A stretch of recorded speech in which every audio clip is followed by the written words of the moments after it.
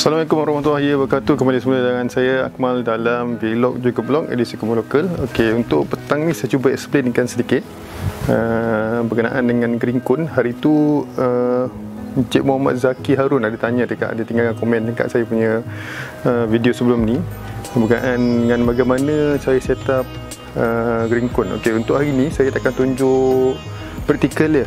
Kita akan bincangkan mengenai teori dia dahululah. Jadi untuk orang yang tak pernah tengok green cone macam mana rupa dia, okey, saya akan bawa ke hujung tempat saya buat. Dah siap dah green cone tu. Nanti kita akan bincang pasal teori dia. Bahagian pertama teori, bahagian kedua nanti kita akan bincang macam mana nak buat dia dari segi praktikal pula. Alright, jom. Okey, dia dekat belah sini sebenarnya. Alright, ini adalah saya punya green cone. Kawasan green cone saya yang mana dulu saya tanam dengan banyak ada kunyit, ada halia semua, tengok kan. Yang ni saya bawa alihkan ubi ledek tu. Saya tengok ubi ledek ni pun patutnya kena baja sikit ni. Tapi tak apa, green cone ni akan membantu lah. Ini ulam raja yang cukup besar. Dia pokok selasih. Satu green cone ni dalam ni, ni segala makanan yang ada dia je dalam tu. Jadi dia akan terkompos dengan sendirinya. Okey, ni dapat idea pertama lah sebelum kita pergi ke teori. Inilah kawasannya. InsyaAllah saya akan bina satu lagi tapak untuk green cone ni. Dan nanti dalam masa yang kita bina tapak yang baru tu, saya akan tunjuk secara praktikal pula. Okey, jom. Okey guys, dia macam ni. Saya dah buat satu sketch ataupun lakaran untuk membantu tuan-tuan dan puan memahami dengan lebih lanjut lah mengenai satu persatu. Dan yang ini nanti nampak ke? Okey, yang ini nanti akan saya tunjukkan, saya akan terangkan lebih banyak lagi dalam ni. Okey, jom kita terus go through lakaran yang buat ni untuk memudahkan korang faham macam mana saya set up green cone saya. Kita bagi daripada teori dan baru kita sentuh bab praktikal di bahagian kedua nanti. Okey, okey, kita masuk kepada green cone by Kebun Lokal. Okey, alright, apa yang sebenarnya korang kena pastikan, katakanlah macam saya ni rumah saya. Ni rumah saya sekarang ni, dan di kawasan saya bercucuk tanam lah, area ni. Ni ada area lapang yang mana kawasan saya bercucuk tanam. Ni kononnya bawah ni kita bercucuk tanam lah dari sini. Jadi sebenarnya tuan-tuan dan puan, green cone ni perlukan satu perkara yang paling utama kita kena pastikan adalah cahaya matahari. Okey, dengan menggunakan sebab green cone ni salah satu asbab dia kita guna green cone ni sebab dia ada satu tenaga, dia satu kaedah yang kita gunakan, kita boleh memanfaatkan daripada haba cahaya matahari. Alright, kita kena tahu daripada mana matahari itu terbit dan daripada mana matahari terbit hingga ke mana matahari itu terbenam lah. Jadi kita nak make sure green cone kita ni dia letak di kawasan yang kena cahaya matahari sepenuh masa. Tu pertama kan lah. Okay, jadi dekat sini okay, kita pilih tempat lah. Maknanya macam tadi saya tunjuk tempat saya tadi tu, dia macam dah terselindung sikit sebab ada pokok dan mula membesar. Tapi sebenarnya kawasan yang ini macam yang saya tunjuk ni dalam lakaran saya ni adalah kawasan yang paling strategik untuk kita letak atau kita wujudkan green cone. Daripada sini sampailah ke sini. Okey, jadi tak terselindung ke mana-mana bangunan ke pokok lah. Kita kena make sure yang itu sebab lagi banyak matahari dia kena, lagi cepat proses bahan-bahan yang ada dalam green cone tu nanti akan terkompos. Okey, itu pertama. Yang keduanya adalah berkenaan dengan dua perkara ataupun dua bahan yang perlu tuan-tuan dan puan sediakan terlebih dahulu, iaitu satu tong sampah dan kemudian bakul tong sampah. Okey, dasar tong sampah ni ataupun tong ataupun bekas yang korang pilih tu mesti sama diameter dia, besar dengan tong atau besar dengan bakul yang kita akan pilih. Okey, maknanya daripada sini ke sini dengan sini ke sini ada sama besar dia, sama diameter dia lah. Okay, macam dia kata diameter dia mesti sama. Kemudian bakul ni kalau boleh bakul plastik boleh. Bakul plastik tak ada masalah, lagi baik lah. Sebab kalau pakai bakul besi nanti dia akan berkarat. Itu satulah. Okay, jadi nanti kita akan gabungkan bakul ni dengan tong sampah ni. Kita akan letakkan ke bawah ni lah. Jadi di bawah ni nanti kita akan lubangkan macam mana nak guna lubangkan dasar itu, kita lubangkan apa-apa kaedah lah, pakai drill ke, asalkan dia berlubang. Dan sebenarnya kita nak bagi okay, dua benda yang saya boleh share lah. Sama satu, kita buat lubang tu besar-besar, ataupun kita potong terus dasar ni, kita potong terus dasar ni, kita cantum terus bakul ni dengan dasar. Okey. Ataupun tebuk nak kena besar ataupun kita terus potong je bawah dia. Potong je, senang. Okey. Tu perkara kedua. Perkara ketiga yang kita kena ambil maklum, okey, ini keadaan di mana tong kompos kita ataupun tong green cone kita ni dah berjaya kita cantumkan lah. Okey, ini kita ikatkan menggunakan kabel tie. Kabel tie kita lubangkan kat sini, kita ikat pakai kabel tie. Kabel tie kita ikat-ikatkan, buatlah satu lubang kat sini, lubang sini. Setiap ni untuk kita ikat tong ni dengan bakul. Okey, jadi kita kena make sure tong yang kita guna ni, dia punya penutup ni boleh tutup dengan rapat. Make sure dalam ni nanti bila kita tutup dengan rapat, dia kedap lah.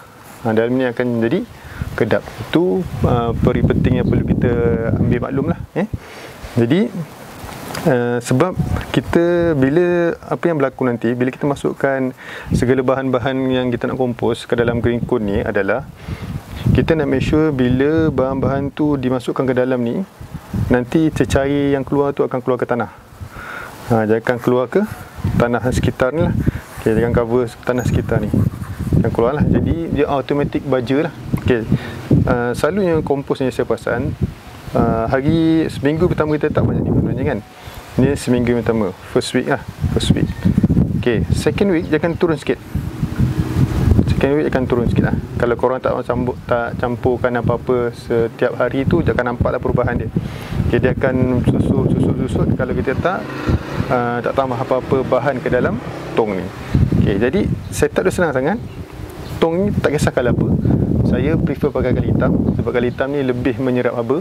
Itu satu. Kalau nak pakai kali merah pun boleh, pakai kali selain daripada tu pun boleh, kali pink pun boleh, tak ada masalah. Okay, jadi masa kita nak apply kat tapak ataupun tapak kawasan yang kita pilih tu, kita kena make sure yang tapak ni kita dah gali dulu. Okay, gali dia berapa dalam? Setengah daripada tong ni. Okay, jadi akan bila kita masukkan, tong ni akan terbenam setengah lah. Jadi masuk dalam ni. Okay, kalau boleh tak kalau nak tanam sampai atas ni? Saya tak pernah buat, tapi saya rasa daripada apa pembacaan saya, setakat ni ada orang yang tanam sampai separuh ni. Jadi akan nampak dasar yang ni lah, akan nampak atas ni saja. Pun boleh juga, tak ada masalah.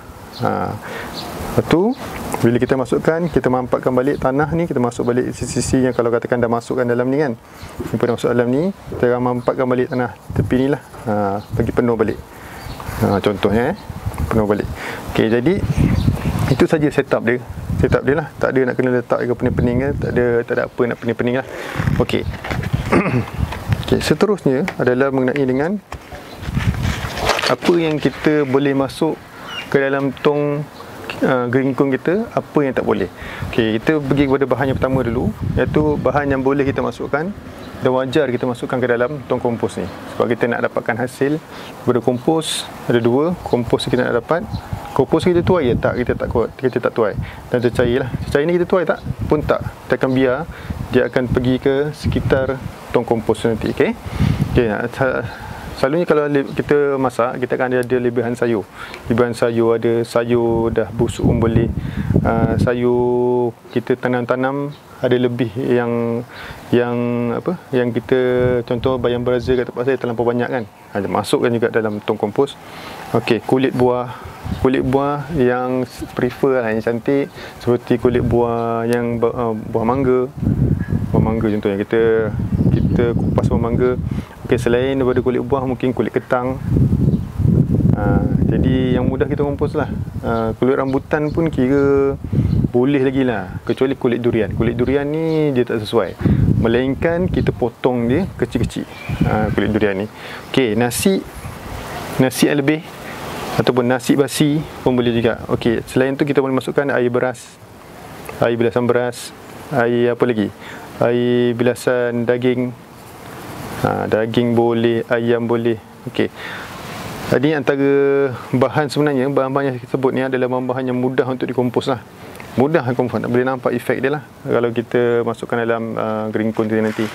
Okey, seterusnya adalah berkenaan dengan dia punya bahan-bahan yang tak boleh masuk. Saya tak syorkan masuk. Antaranya saya akan beritahu kenapa kita tak syorkan masuk.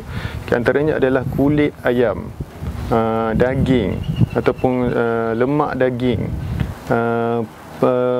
bahan-bahan tu produk-produk tenusu, susu lebih, keju, apa lagi, keju tak boleh, keju apa lagi, yang melibatkan ni lah, roti boleh, tak ada masalah, roti boleh. Cuma yang melibatkan 3 perkara ni lah yang aspek pertama yang kita kena make sure kita tak masukkan dalam green cone. Sebab yang ini tak sesuai masuk dalam green cone, sebabnya dia boleh menggalakkan ni. Kalau saya tak galakkan sebab satulah, mungkin ada orang geli dengan telur lalat. Kalau katakan tuan-tuan dan puan punya tong kompos tu tak kedap udara, balik ni gambar pertama ni, tong kompos tuan-tuan dan puan tu tak kedap udara dia, lalat mungkin boleh bertelur di sini. Dan dia nanti akan korang dan puan rasa mual lah nak masukkan kan tong kompos ni lah, rasa macam tak syok nanti. Okey, jadi kita pergi kepada bahagian untuk kita nak maintain pula. Okay, untuk kita nak maintain ni senang je. Kita hanya perlukan 2 kali dalam masa 1 tahun kita maintain dia. Itu pun kalau nak maintain lah. Macam saya dah 2 tahun, tak belum nak masuk 2 tahun. Nak maintain ni sebenarnya senang je. Kita korek balik tong kompos kita. Kita keluarkan segala apa-apa yang bahan datar kompos tu yang tak menjadi, yang masih lagi dalam bentuk perpejal. Kita keluarkan, kita masuk ke tempat lain ataupun kita tanam ke dalam tanah. Kita masukkan ke dalam tanah. Okey, 2 tahun saja. Dia punya 2 kali saja. Dalam masa 2 tahun tu sekali. Saya ni pula. Dalam masa 2 tahun tu, bukan sini dalam masa 2 tahun tu sekali saja kita maintain. Maintenance lah. Okey. Satu lagi, maintenance ni tak payah beri sangat. Sebab dia bukannya sebab selagi dia ada bahan yang untuk dia kompos, jangan terus berterusan kompos lah. Okey, yang saya dapati, kalau katakan, kalau tuan-tuan dan puan okey, apa efek dia kalau kita terletak tempat yang kurang cahaya matahari? Okey, kompos yang contohnya kita letak bawah pokok kan, sebab kita rasa bawah pokok ni redup kita nak letak ni kan, tapi sebenarnya dia akan menyebabkan kompos kita jadi lambat nak kompos.